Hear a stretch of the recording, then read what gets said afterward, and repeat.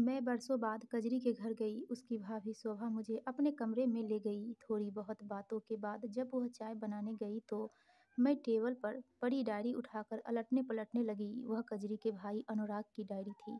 जो पन्ना खुला उसे देखकर पढ़े बगैर रह न सकी। वह कुछ यूं था। मेरी प्यारी बहन कजरी, आज तुझे हमसे बिछड़े हुए पूरे 30 बरस हो गए।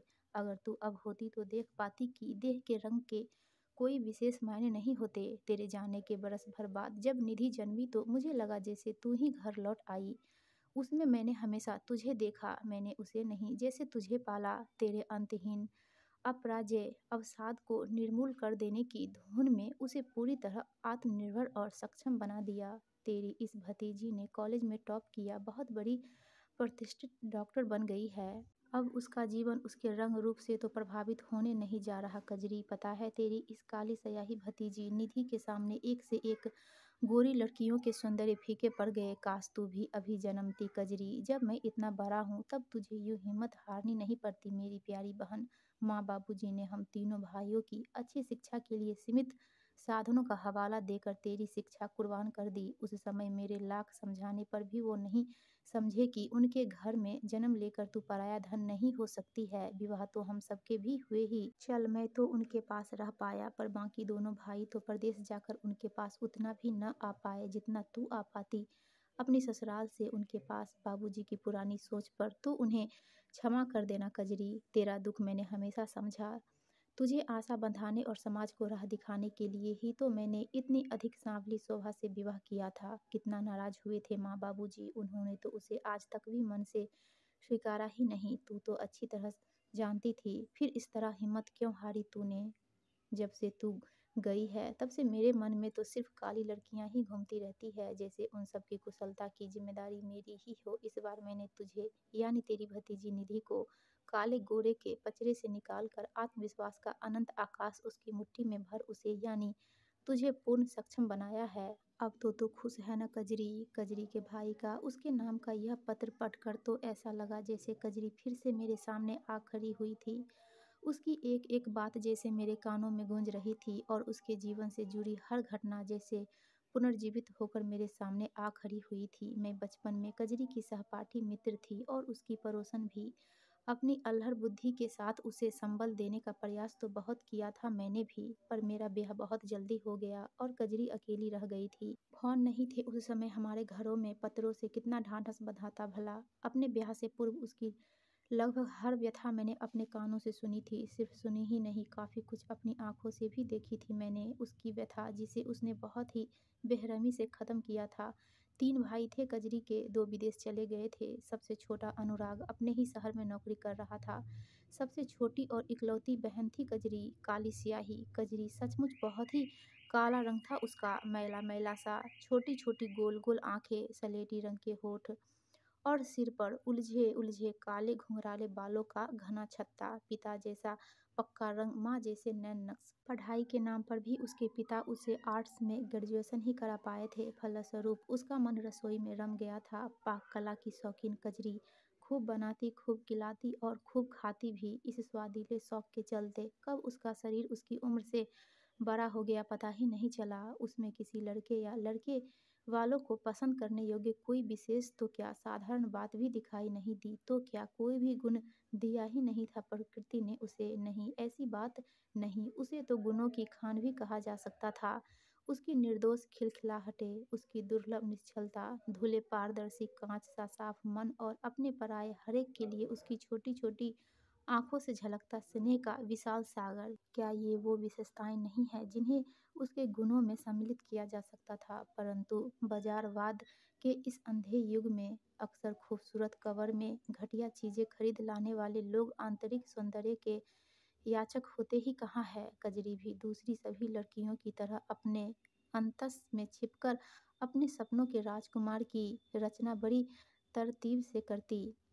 उसमें कौन सी विशेषताएं हो और कौन से अवगुण न हो, सावधानी से तय करती। सपनों का राजकुमार आता तो जरूर, पर उसकी झलक मात्र पाकर उल्टे पांव भाग खड़ा होने को आतुर रहता। कजरी को अपने ही द्वारा सावधानी से सपनों के राजकुमार की उस मूरत को मजबूरन होकर रेत के घोरंदे सा मिटा देना पड़ता।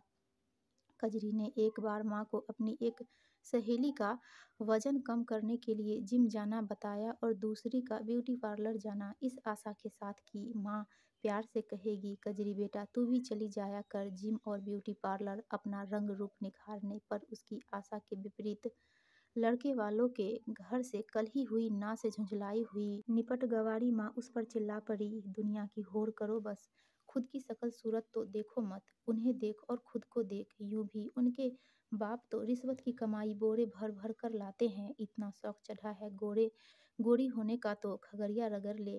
कसरत करने जिम जाएगी महारानी, घर का काम करो, कौन सी कसरत से कम है ये, सारा दिन बकरी की तरह चर चर कर बोरी सी फूल गई है। कौन जाने मेरे किन पाप कर्मों का फल दिया है ऊपर वाले ने, तीन तीन सजीले बेटों के इतने दिनों बाद तुझ जैसी काली कलूठी बेटी मेरी गोद में डालकर। माँ के इस अप्रत्याशित व्यवहार पर वो किसी महापाप कर लिए जैसा निरपराध से अपराध बोध से भर उठी थी। दृष्टि पाँव के पास जमीन पर चिपक कर रह गई थी। दरअसल कोई माँ इस कदर कठोर नहीं हो सकती।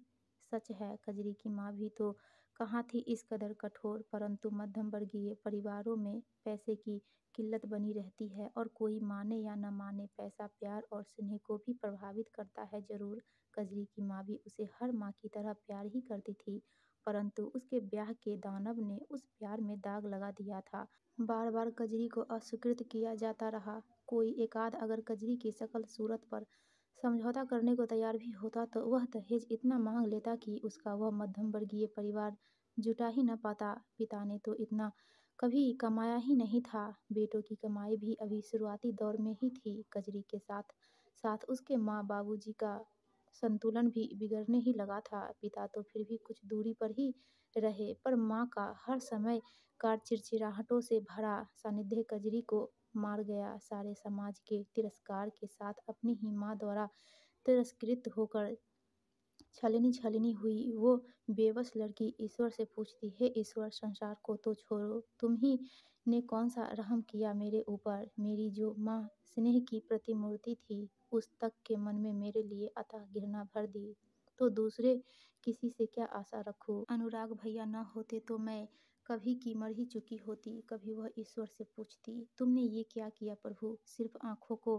काली बनाने वाली गाढ़ी काली स्याही मेरी सकल काया पर ही उड़ेल दी। कभी वो माँ से छिपकर चेहरे पर मुल्तानी मिट्टी तो कभी बेसन का लेप लगाती, कभी चुपके से अपनी भाभी की गोरेपन की क्रीम लगा लेती। पत्रिकाओं में रंग निखारने के नुस्खे पढ़ती, पर अपनी मौलिकता पर दृढ़ प्रतिज्ञ चेहरे का रंग 19-20 का अंतर भी तो न दिखता। कजरी ने काया को छरहरी करने के कठिन कर्म में घर के कामकाज का अधिक से अधिक भार खुद पर ले लिया था। खाना भी ना के बराबर ही खाती। खाने की शौकीन वो मासूम लड़की भूखी रहकर अवसाद की चपेट में आने लगी। रोज रोज लड़का खोजने जाते रहने के व्यय और थकान से आजिज आ गए निम्न मध्यम वर्गीय पिता भी उसको ही परेशानी का कारण मानने लगे और उसके प्रति उनकी दृष्टि भी कठोर होती गई, जिसने उसे भीतर तक आहत कर डाला। रही सही कसर भाई अनुराग की नौकरी में व्यस्तता ने पूरी कर दी। वह रात पड़े ही घर में घुस पाता, घर आकर भी कंप्यूटर पर काम करना होता। बचा हुआ थोड़ा बहुत समय पत्नी शोभा को भी देना ही होता। ऑफिस में वह कजरी के ब्याह की तमाम जुगाड़ भिड़ा रहा था, कजरी को बताए बगैर, परंतु कोई सफलता हाथ नहीं लग रही थी। परिवार और समाज द्वारा कुछ अनजाने ही और कुछ जानबूझकर की गई उपेक्षाओं के मध्य वो निश्छल निर्मल मन भोली लड़की भ्रमित होकर रह गई। ऊपर से दिल दहला देने वाली हर अस्वीकृति के बाद अपनी ही माँ के ताने उलाहने और अपने ही पिता की कठोर होती दृष्टि सहती वो 30 बरस की आयु में हताश हो उन्हीं भयानक अस्वीकारों तिरस्कारों उपेक्षाओं और ताने उलाहनों को उसने अपने ही दुपट्टे के साथ मजबूती से बटा और उसका एक सिरा अपनी गर्दन में और दूसरा पंखे से बांधकर अपनी काली मोटी काया लेकर मौत का झूला झूल गई। वो भोली घरेलू लड़की दूसरी पढ़ी लिखी लड़कियों की तरह अपनी भावुकता पर नकेल कसना सीख ही कहाँ पाई थी। परिवार अपनी नासमझियों का यह प्रतिफल सोच भी नहीं सकता था। सब हताश थे, विशेषकर अनुराग बहुत व्याकुल हो उठा था। अनुराग उसकी पढ़ाई के समय उसकी मदद नहीं कर सका था, तब वह भी तो पढ़ाई ही कर रहा था, परंतु अब तो वह स्वयं कमाता था। उसने कजरी को फिर से पढ़ाने लिखाने का प्रयास भी नहीं किया था।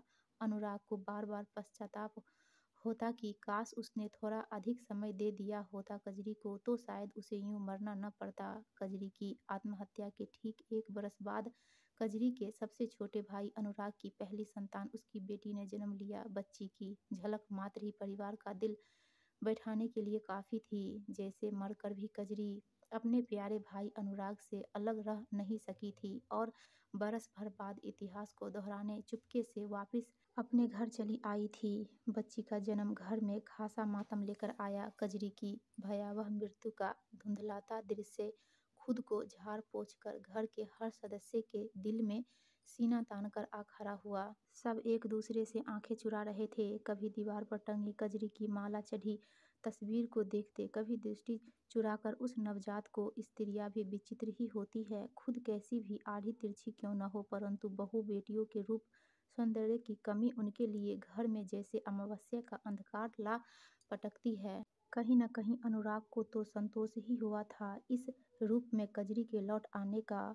वह इस बार कजरी के अथाह प्यार के ऋण से उत्तीर्ण होने का अवसर पा गया था। जैसे इस बच्ची को योग्य बनाकर माँ, बाबूजी और सारे समाज द्वारा की गई उसकी उपेक्षा और उसके साथ हुई नाइंसाफी के पश्चाताप से मुक्त पा जाने का यह रास्ता दिया था प्रकृति ने उसे। वह समझ गया और उसने शोभा के पास लेटी बच्ची को अपनी गोद में उठा लिया था। माँ बाबूजी को उनकी पहली पोती तथा पत्नी को उसकी पहली संतान की बधाई देकर माहौल को थोड़ा हल्का किया। अनुराग अपने परिवार में सबसे अधिक पढ़ा लिखा था, प्रगतिशील विचारों से भरा युवा, आधुनिक होते समाज का हिस्सा, जो यह जानता था कि आगे वाला कल स्त्री का भी होगा, जहां उसके रंग रूप से उसका जीवन प्रभावित नहीं होगा। शोभा ने बच्ची का रंग निखारने के लिए कौन सा उपाय नहीं किया, परंतु प्राकृतिक अभी मिलावटखोरी से बची हुई है। उसकी ईमानदारी सिद्ध करता बच्ची का पक्का रंग टस से मस नहीं हुआ। अपने पसंदीदा जिस गुलाबी दुपट्टे को ओढ़कर कजरी ने अपने मन में न जाने कितने सपने पाले होंगे, उस भयावह रात उसी गुलाबी दुपट्टे से बंधकर